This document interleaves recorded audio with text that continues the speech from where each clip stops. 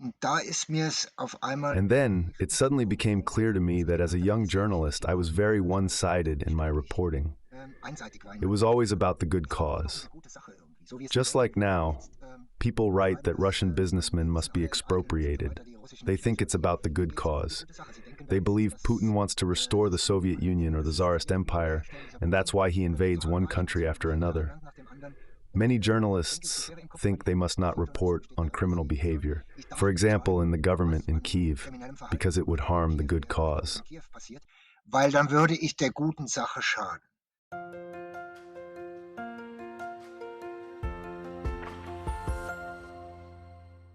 Hallo und herzlich willkommen auf Neutrality Studies. Hello and welcome to Neutrality Studies, today, exceptionally for an interview in German. Because today, I have the great pleasure of speaking with Dr. Helmut Scheben, a long-standing German and Swiss journalist. After his doctorate at the University of Bonn, Dr. Scheben first worked for 5 years as a press agency reporter and correspondent in Mexico and Central America, before becoming an editor at the weekly newspaper WOS in Zurich in 1986. From 1993 to 2012, he was then an editor and reporter at Swiss television SRF, including 16 years on the Tagesschau, the most important daily news broadcast in Switzerland. Dr. Scheben has spent many years as a media professional dealing with war and, in recent years, increasingly with the portrayal of war in the media, that is, with the portrayal and image of war in local journalism. Last year, he published an essay titled, "This is How I Lost Faith in the Established Media." We want to talk about this and about propaganda in our media landscape today. Hello, Mr. Dr. Scheben. Hallo, Herr Dr. Scheben. Yes, good day, Mr. Lauder. Herr Scheben, Sie schreiben... Mr. Scheben, you write in your highly readable essay the following. I was deceived by the media myself, but it took a long time before I became aware of it. Süddeutsche Zeitung, Frankfurter Rundschau, Neue Zürcher Zeitung, Der Spiegel, and other newspapers were my leading media when I was learning journalism. What happened to you? How were you deceived, and when did you notice? Wie wurden Sie getäuscht und wann haben Sie das bemerkt? Yes, that's a long story. I would actually have to go back to my time in Latin America. There, I worked as a journalist for a while and only realized afterward how strongly I was affected by an internal censorship. At that time, I practiced advocacy journalism, which sided with the leftist insurgent and popular movements in Latin America. It was just a different time. As a young world revolutionary, one also felt obliged as a journalist to support the popular and insurgent movements in Latin America. It only became clear to me later that I would not have written anything that could have harmed the revolution. That is, my reporting was very one-sided. Anything that did not serve the good cause was airbrushed away, or one might say, almost surgically removed. Nicht der guten Sache diente. Und die gute Sache, damit meine ich... And the good thing, by that I mean the popular uprisings in Latin America, which were common at the time, the armed uprisings, and the newspapers, the media for which I worked back then, were largely left-wing media. For example, the Berliner Taz or the WOS, the weekly newspaper in Zurich, but also left-wing media in Mexico. For example, I occasionally wrote an article for El Dia, a left-liberal newspaper in Mexico, and other left-wing media in Latin America. I had the advantage that I could write in both languages. I noticed at the time that the Taz, the Berlin daily newspaper, for example, would not have printed an article that critically dealt with the internal problems in the guerrilla movement. So, for example, settling scores with the submachine gun, internal reckonings, certain Stalinist tendencies, that is, shooting people because they were so-called traitors or politically unreliable. I could name many examples. In any case, at that time, such things would not have been printed in the media I worked for. It simply would not have been printed. I later realized that this, of course, applies not only to engagement on the left side, but also just as much to engagement on the right side. Engagement auf der linken Seite, sondern auch genauso für Engagement auf der rechten Seite. Sie haben, also, das ist ja Haltungsjournalismus. You've referred to it as stance journalism, right? I'm actually somewhat ambivalent about that. If the stance journalism comes from a corner where you know what you're getting, it bothers me less. So, with Watts, with Tats, I know I'm reading a left-wing paper. It's then clear to me that a left-wing perspective is being presented. But when newspapers try to act as if they are the objective truth, then I have a problem with it. You have to inform the readership on which side of the spectrum you stand when you're spreading a narrative. Hasn't journalism lost its way when today almost every newspaper claims to be practicing quality journalism that reflects reality? Sie seien eigentlich Qualitätsjournalismus der Realität. Ja, selbstverständlich. Yes, of course. I later experienced this from the other side as well. For me, the moment I became politically aware was during the Balkan Wars. I was in Croatia and Bosnia several times. I found out that our media reported something completely different from what was actually happening on the ground. I had a similar experience later in Syria. If I remember correctly, I traveled to Syria in 2016 after speaking with a former American CIA man, a very renowned CIA analyst, Ray McGovern. He told me that something completely different is being told in Washington than what is actually happening in Syria. He said that the same lies are being told about the war in Syria as were told about the Iraq war back then. When I traveled to Syria, I experienced a completely different country than what is generally depicted in the Western media. A picture was painted of a people oppressed by a terrible tyrant, Assad, where anyone who disagrees is constantly tortured, and so on. I don't know how to put it, but I believe less and less in a kind of journalism that is committed to a good cause, in the sense of, we shouldn't say this because it harms the good cause. Wir dürfen das nicht sagen, weil es schadet ja der guten Sache. Because they did not find that in Syria, they say, this people oppressed by Assad. Because that is the narrative that was the case in Syria, according to our media back home. Unseren Medien zu Hause. Ja, selbstverständlich. Es wurde immer nur von Yes, of course. There was always talk only of tens of thousands or hundreds of thousands of refugees. Meanwhile, about 20 million people stayed there and supported their government. These people were practically not reported on. The reports were always only about the fleeing war refugees who fled from torture and so on. Today, it is known that a large part of the young people who fled back then were partly jihadists who had laid down their arms because it was pointless or because they had fled. But back then, every Syrian refugee who arrived in Berlin, Paris, or London knew that he had to say he was tortured and persecuted by Assad, or his family or his brother was, to get asylum immediately.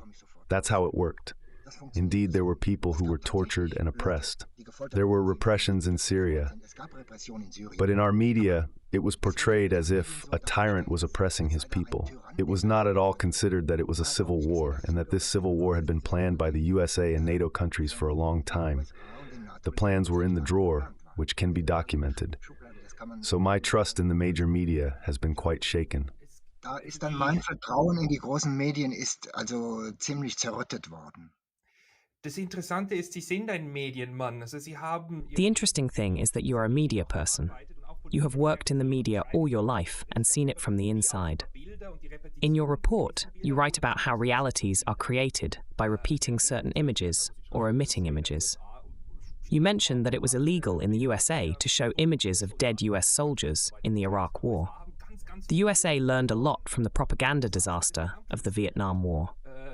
The first images that come to my mind are of the withdrawal from Afghanistan 2.5 years ago, but that seemed somehow planned. Even then, I felt that it was okay to show a withdrawal with images. But otherwise, images are often used to lie as well. Could you briefly talk about that? Wird ja ganz viel auch über Bilder gelogen. Könnten Sie darüber kurz sprechen? Ja, selbstverständlich. Dazu gehört Yes, of course. zum Beispiel die This includes, for example, the tactics, the strategy of the NATO countries in these kinds of wars. Belgrad. I now mention the bombing of Belgrade or the bombing of Libya as examples. Da geht es There is a very specific strategy. The national television stations are destroyed first. In Libya, the national television station was bombed in the first few days, and thereafter no images were seen of the following NATO attacks. The NATO Supreme Command that led these operations was located in Naples at the time. I tried to make this public. For example, I went to Amnesty International, to the office in Zurich, and asked where the images of the NATO attacks were. You always just see planes taking off from aircraft carriers in the Mediterranean at sunset or sunrise. Wonderful pictures. The war thus appears aseptic and clinically clean. You see absolutely no images of the destruction caused by the NATO airstrikes in Syria. At Amnesty, they then said, yes, that's true, the television stations were bombed, and we are also very concerned that a part of this war, namely the consequences of the bombings, is visually excluded. These images simply could not be seen in the television news broadcasts. And in Belgrade, during NATO's war of aggression against the rest of Yugoslavia, it was the same.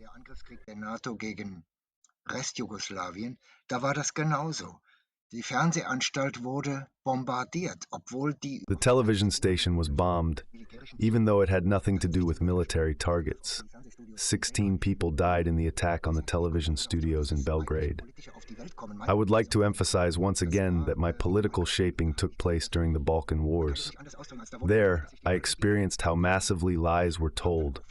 I tried to counteract them.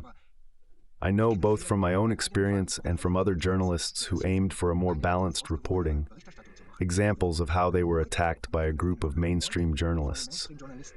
A colleague from the Weltwoche, which was then a rather left-liberal paper and is now more conservative, told me that he had tried to publish a counterstatement to show how propaganda stories were made up.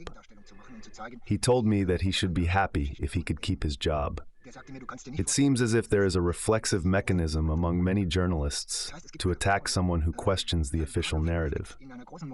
This has personally happened to me in my journalistic activity as well.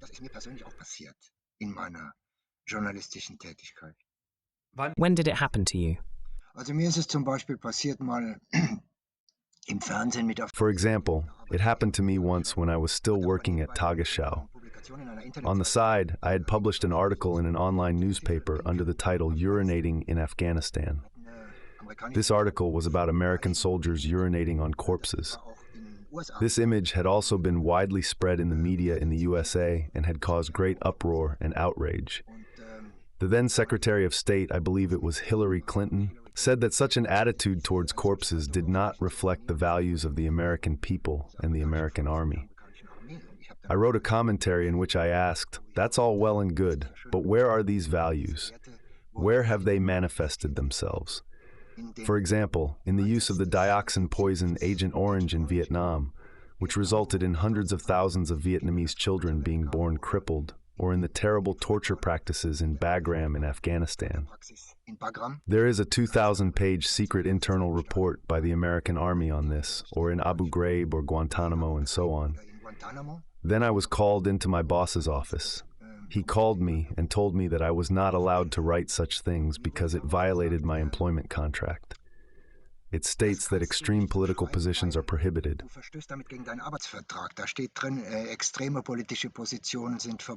Extreme political positions. Yes, I replied. Where is the extreme? I wrote the same thing that was in the Washington Post and even in the Herald Tribune and New York Times. The response from the then head of the Tagesschau was, I haven't read it yet, but someone from above has complained. And I asked, who has complained? The answer was, I can't tell you that. But you also want to spend the time you have left here at the Tagesschau without any problems. That was actually a direct threat and not good advice. I backed down at the time because I was already older and it would not have been easy to find another job. But that's just one example of how it works. Although, and this will probably be your next question, I do not assume that this direct repression, this direct censorship from the boss to the employees is the usual thing. The matter is much more subtle and much more complicated.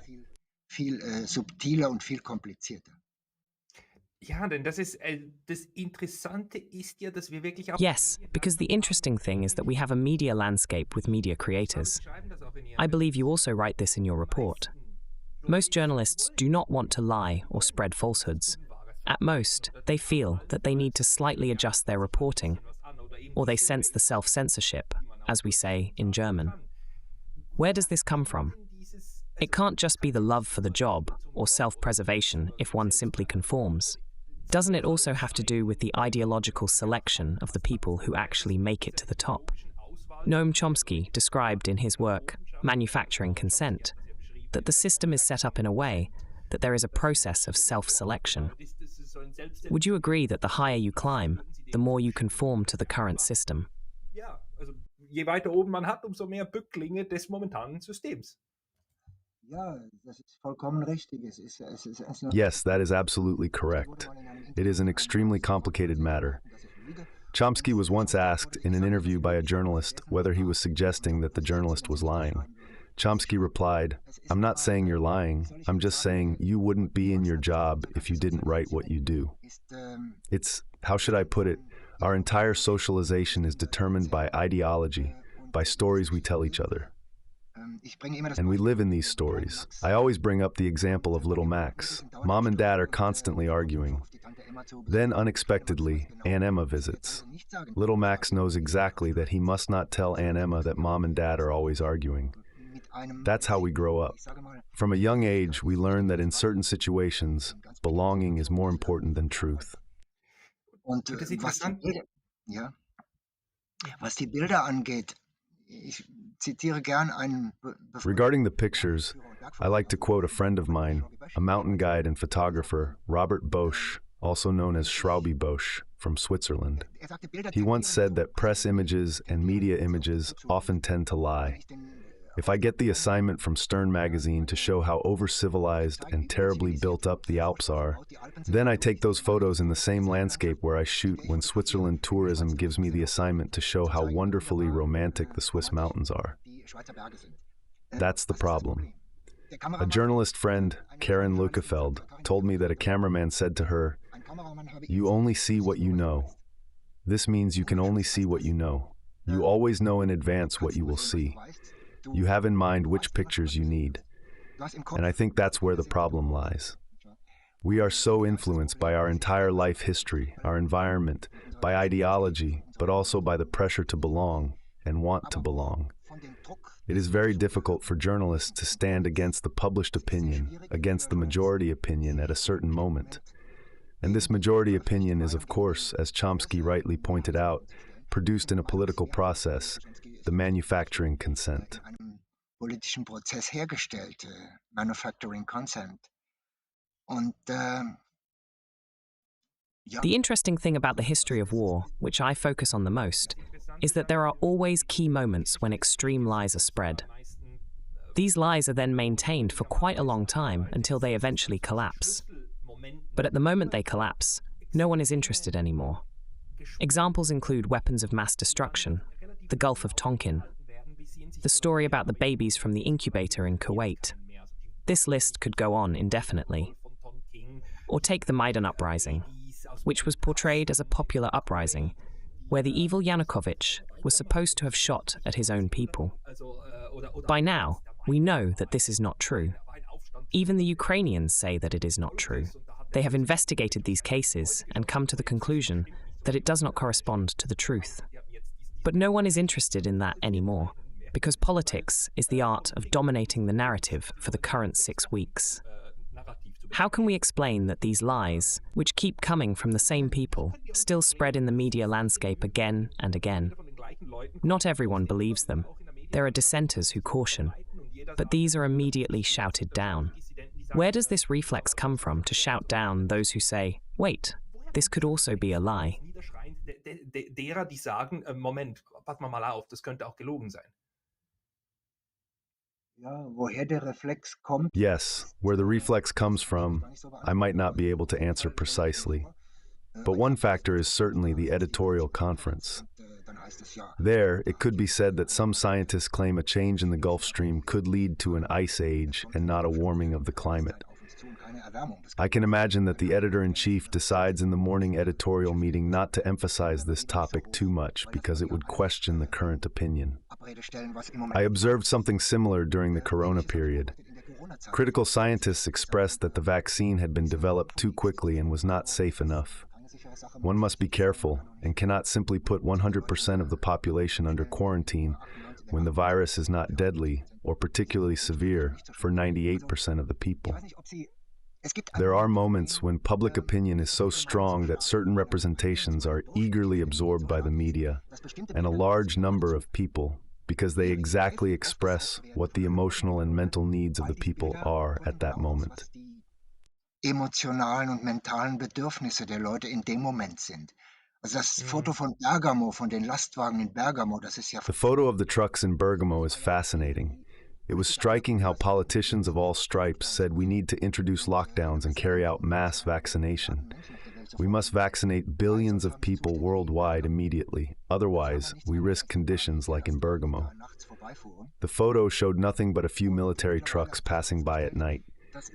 In the meantime, it has turned out that the number of corona-related deaths was not higher than that of a normal severe flu in Italy, both in this region and in the whole country. However, the photo was presented as if military trucks had to be provided to collect the many corpses. The real reason for the use of these trucks was that the government had decided to cremate all corona deaths immediately. These individuals were buried without delay. Since the crematorium in Bergamo was too small, as normally not so many cremations would occur at the same time, the trucks had to be used. In a country where people are usually buried, They resorted to this means of transport, the military, to drive people from one crematorium to other crematoriums everywhere at a moment's notice. That was the real reason why these trucks were on the move. But it was here. Yes, that is for me one of the classic examples. Ja. Das ist für mich eine der klassischen Beispiele, ja. Das Interessante dabei ist dieses Narrativ, dass das... The interesting thing about this is the narrative that we narrowly escaped mass death during the corona phase and only survived thanks to the good measures. This narrative still exists today. Many people now get angry when they hear this. How can one question corona? It is deadly. Many people have died. How can someone say something so evil? It is evil. Journalism also collapsed 3 years ago. There were only a few voices left, which were all the louder. Boris Reitschuster is one of the greatest heroes in the history of German journalism, and Gunnar Kaiser was one of the most important philosophers of the last 20 to 30 years, who unfortunately died of cancer. These voices were paid even more attention because they were needed. For me, that was fascinating because I was in Japan. Japan followed a very different corona strategy, similar to Sweden. Ganz andere Corona-Strategie gefahren. Einfach quasi Schweden. Schweden, was dann nach außen so... Sweden was outwardly portrayed as if it were the USA, but in reality, it functioned more like Sweden, or at least very similarly.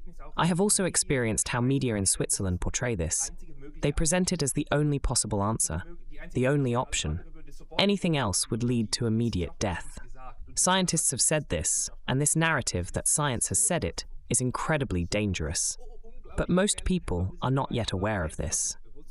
As a politician or scientist, I can say as clearly as possible that it must not be portrayed like this. It's a making-believe, especially in models. I still don't understand it to this day. It was a mass psychosis, I absolutely agree with you. But that it could then become so all-encompassing and that now, 3 years later, it has also been forgotten, is astonishing. It's as if it just went away. It was a pause, a gap of 2 years in people's memories.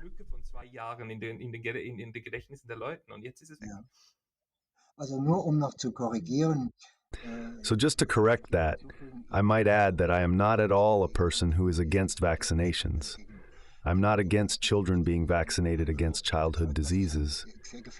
I'm also convinced that it was a very dangerous virus, and that older people and vulnerable individuals, meaning people with a significantly weakened immune system, should have been protected. I completely understand that. I just think that for me, the phenomenon, the media phenomenon, and as you say, the immediate willingness of many people to accept these measures, which were simply based on belief, was problematic. It was no longer about promoting the body's natural immunity and natural defenses. Instead, it was acted as if these did not exist at all. All hope was placed on a vaccination. And this is, of course, based on the belief that we have nature under control. We have everything under control. If we are just strict enough with people and shut everything down, implement a complete lockdown, then we could defeat this virus, which is, of course, complete madness. That is the craziest thing I have ever heard. Ein totaler Wahnsinn ist. Das ist das Wahnsinnigste, was ich je gehört habe. Und das Interessante ist auch die And the interesting thing is also the choice of words, defeating.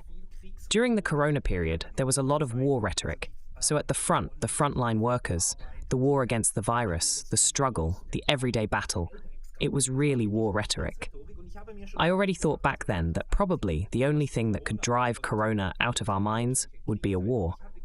I thought it would be a war with Iran. It turns out that the war in Ukraine then pushed corona into the background. Das Thema crowded out, weg. Ja, ja. Das ist auch faszinierend. Also in dem Moment, wo der That is also fascinating. So at the moment when the war in Ukraine began, the Ukraine crisis, corona was no longer a topic. Yes, that's how media works. So funktionieren Medien. Ich bin, wie gesagt, für mich war es, ja. This is the mental space in our head. We only have limited space, just like the newspapers, and then one topic dominates everything for a certain period of time.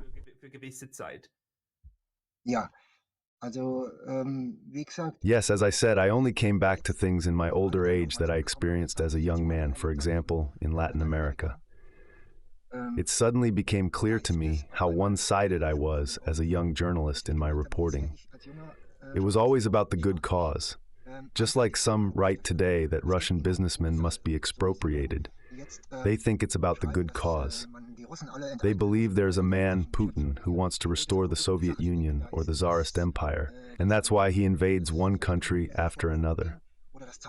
I think the problem with many journalists is that they think they shouldn't report on criminal behavior, for example, in the government in Kyiv, because it would harm the good cause. They decide against writing about it. This decision is not only made by editors-in-chief, but it is so deeply ingrained in many journalists that they don't even come up with the idea to ask why the government in Kyiv simply lets people be shot who are considered disloyal. Warum lässt die Regierung in Kiew einfach Leute erschießen, die als unloyal gelten? Was sind das für Zustände in diesem Land, nicht wahr? Die haben ja schon eine ganze Menge. What kind of conditions are these in this country? They have already shot a lot of people who were labeled as traitors. These individuals are not brought to trial, but are simply killed with a gunshot to the head.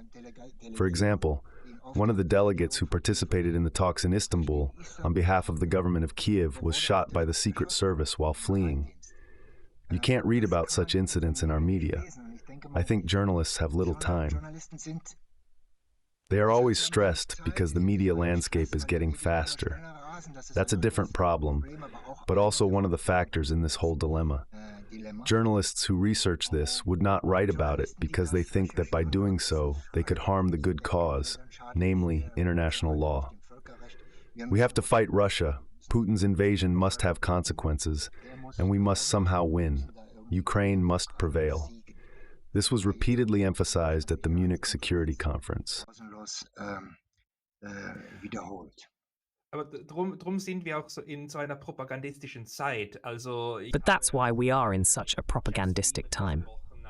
So I also spoke with Jess Freeman, a former US ambassador, and he says we are living through a time that, in its propagandistic content, is more intense than anything he remembers from the fading McCarthy era.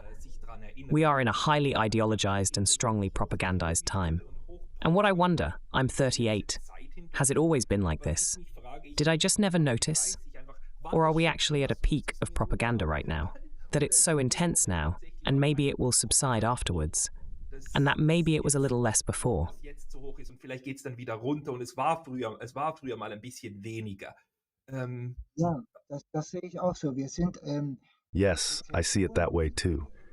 We are confronted with widespread censorship and propaganda that is fed to the media and then disseminated by them. This is based on the approximately 35,000 or 38,000 PR people, for example, employed by the American intelligence services and the State Department. They are on the payroll and have nothing else to do but spread a narrative that is currently in the interest of NATO countries.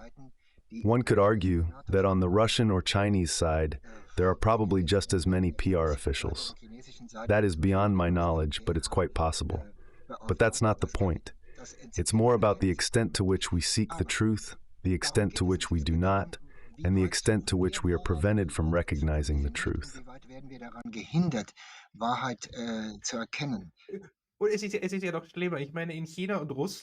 It's actually worse. I mean, in China and Russia, most people probably know that they're not getting the whole truth and can therefore place it into context differently.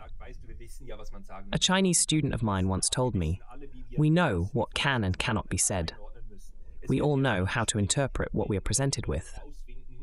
It only becomes difficult when you find out that the government even monitors private text messages and certain things never get through.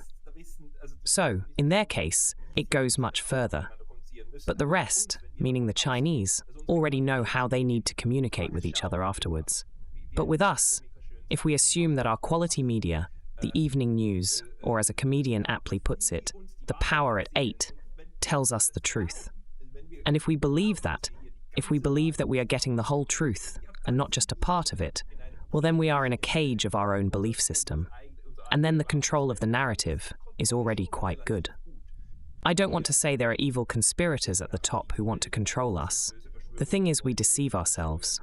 We are deceiving ourselves." Wir veräppeln uns selber. Das stimmt auch. Ich habe eben den Faktor Schnelligkeit erwähnt, That's true. I just mentioned the factor of speed. The philosopher of speed, Paul Virilio, once said it's an industry of forgetting. In news broadcasts, what was said in the previous show is incessantly buried immediately again. That means a process is underway.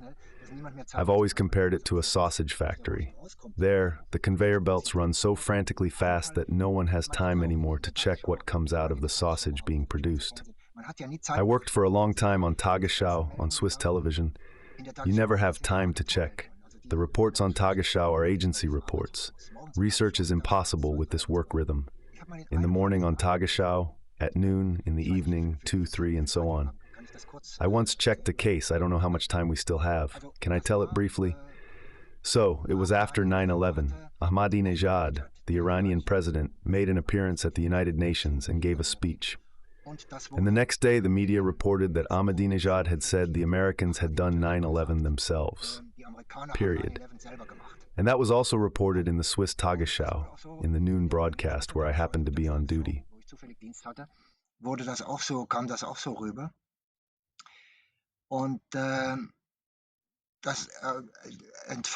that sparked a huge storm of outrage and indignation throughout the West. From Obama to others, it was immediately said everywhere that this impossible warmonger from Tehran had claimed the Americans had staged 9/11 themselves. I looked into the matter and saw which images were received on the server of the Tagesschau at night and which comments were published about these images. They were all short agency reports. Ahmadinejad was quoted saying Bush and the Americans had staged it, but he had not said that. It took a while until I found the speech. He had spoken for about an hour or 45 minutes, I don't remember exactly. From this long speech, only this one sentence was quoted. Ahmadinejad had said this and that, but he had not said it. When I read the speech in the English translation, I saw that he said there were various explanations for 9/11. One explanation was that a group of hijackers had hijacked the planes and flown them into the towers. Another explanation was that the American intelligence service might have had a suspicion and let it happen. Und so weiter. Gibt 3 oder 4 Erklärungen und sagt, viele Amerikaner. He gives 3 or 4 explanations and says many Americans question the official explanation. And then he says it would have been better to investigate these matters in international police cooperation instead of starting 2 wars in Afghanistan and Iraq, which have not brought any clarification in this respect. He also said he gave a long speech and made the usual sweeping statements about the colonial past of the West. He said, "Here is the Bible, there is the Quran. Both books speak of peace, and he respects both books." It was essentially a rather conciliatory speech. But the only thing that came across is that Ahmadinejad said it was the Americans themselves. Which journalist in the news broadcasts around the world had the time at that moment to research for half an hour, to first find the speech at the United Nations, which was complicated, and so on. And even if he had done that and wanted to make a more balanced report, it would not have been possible, because a report on the topic in the midday news might last maybe 2 minutes. In 2 minutes, you can't convey that at all. In 2 Minuten kann man das überhaupt nicht rüberbringen. What I always notice is the tendency of our media to never reproduce anything in its original tone. Everything is presented pre-digested, so you never hear Donald Trump or Joe Biden in the original. You rarely get to listen to these individuals for an extended period or hear an entire speech in the original tone. Instead, you always hear only short excerpts. So you hear Putin for 4 hours giving answers to journalists' questions. Exactly. And the audacity of a Tucker Carlson to present the Russian president uncensored to a Western audience for 2 hours is astonishing. That something like this is possible, I find remarkable. The outcry over the Tucker Carlson interview, in my opinion, is an outcry over the fact that people can also listen to the original. This is seen as wrong, as evil. Ja, da fällt mir ein gutes Beispiel ein. Das war ja nicht immer so. That reminds me of a good example. It wasn't always like this.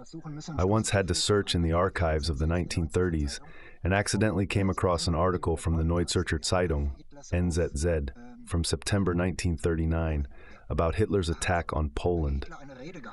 At that time, Hitler gave a speech in which he presented his view of the situation regarding the attack. In my opinion, he still hoped that the British wouldn't really attack him. The NZZ printed the entire speech on the front page, a sea of lead type. Hitler's entire speech was printed verbatim, without changing a single sentence, on page 1 of the NZZ on September 1st, 1939. This shows how times have changed. Perhaps there were sympathies for Hitler in Switzerland at the time. That's quite possible. But it was a different kind of journalism.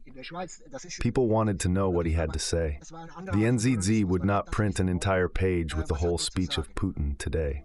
Würde heute keine Seite 1 mit der gesamten Rede von Putin abdrucken.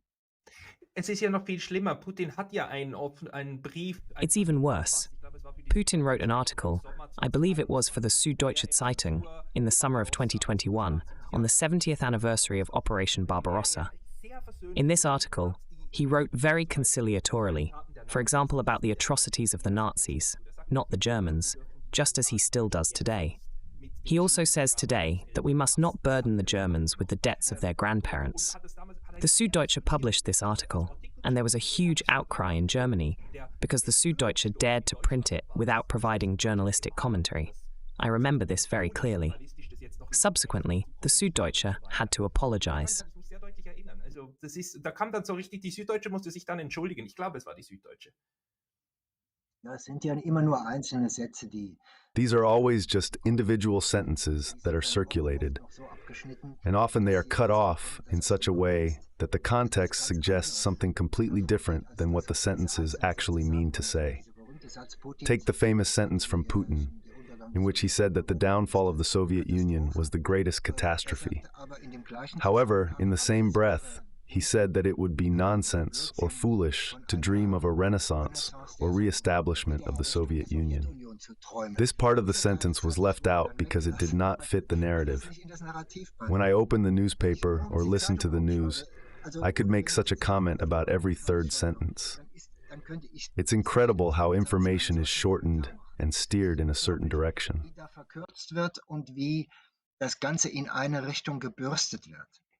Es ist einfach interessant, dass es wird jetzt langsam plumper. It's just interesting how it's gradually becoming clumsier. That's why I feel that more people are slowly getting a bad feeling and trying to inform themselves differently, because the propaganda is becoming increasingly clumsy. However, I still have two important points that are close to my heart. On one hand, how do you explain that we always tell our students in school that one must consider both sides and think critically? We argue, especially in Switzerland, In Switzerland, we have a direct democracy, and then there are such initiatives. I remember, for example, the Horned Cow Initiative, which was about whether we should cut off cows' horns or prohibit this. It was controversially discussed, with many shades of grey, whether it is good or serves animal welfare. In these areas, we always say again and again that one must consider all aspects. But in the most important areas, like with COVID or in war, it seems as if everything is black and white. Whoever is not on the side of good is automatically on the side of evil. How do you explain that one can have this nuanced worldview of oneself on one hand, and on the other hand, everything is clearly divided into good and evil? Whoever holds a different opinion must therefore be evil. Und andererseits gut und böse, ganz klar. Und wer was anderes sagt, muss böse sein. Ja, wie gesagt, da sind Yes, as I said, there are powerful PR industries at work. I just remembered something about what you said earlier. The media situation has changed significantly due to social media, that's clear. Powerful interest groups have recognized that social media can also pose a threat. They can be influenced, manipulated, and fake news can be spread. But social media have also offered a platform to many opposition voices. This danger has also been recognized. The high-tech companies in Silicon Valley are working closely with the Democrats, that is, with the Biden administration. There is comprehensive material censorship taking place. Content that does not fit the narrative is being deleted.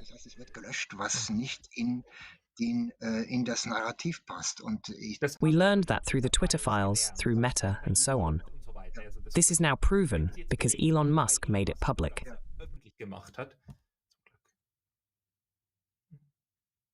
Yes, and I think there's also something that the media does not pick up on.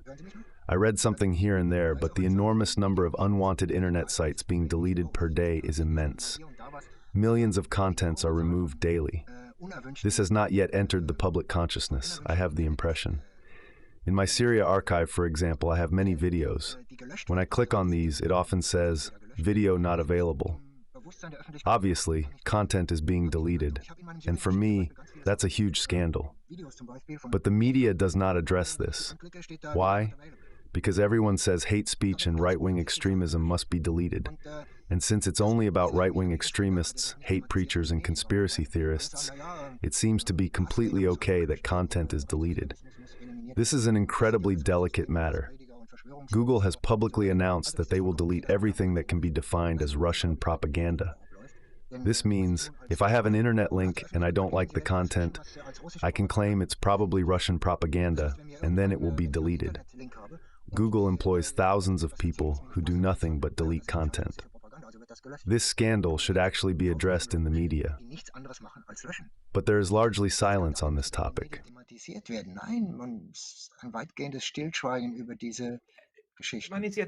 People agree with it. I mean, RT and Sputnik are banned in the EU, fortunately not in Switzerland. This is one of the few moments I am still proud of Switzerland. Switzerland has officially stated that banning these stations would not fit our code of values. But this happens rarely, but now and then. Ja, da komme ich zurück auf das, was Sie ganz am Anfang unseres Gesprächs gesagt haben. Yes, that brings me back to what you said at the very beginning of our conversation. Is it worse or more intense than before?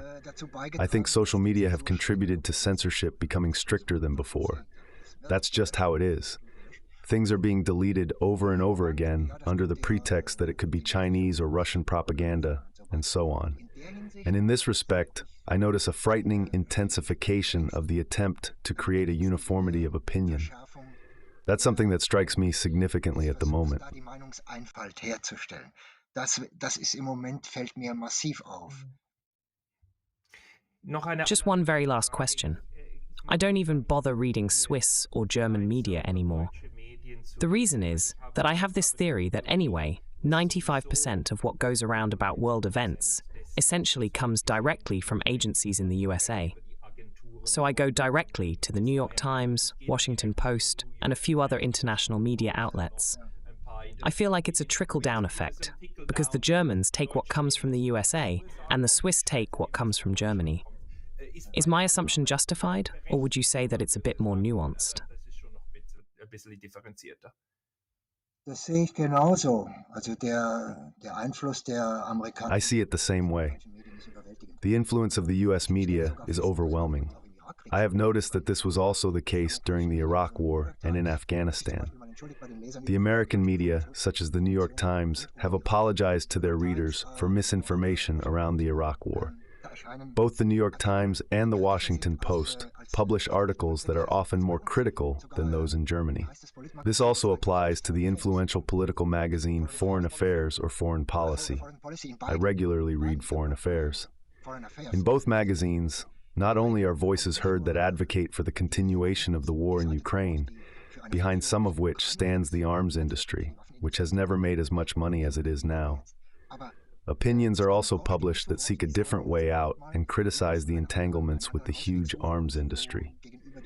In the USA, there is an arms industry in more than 40 states. No representative of these states would advocate in Parliament for the defense budget to be stopped or reduced. It is increased year by year. Every representative is afraid of losing their voters if they vote against the arms industry in their state.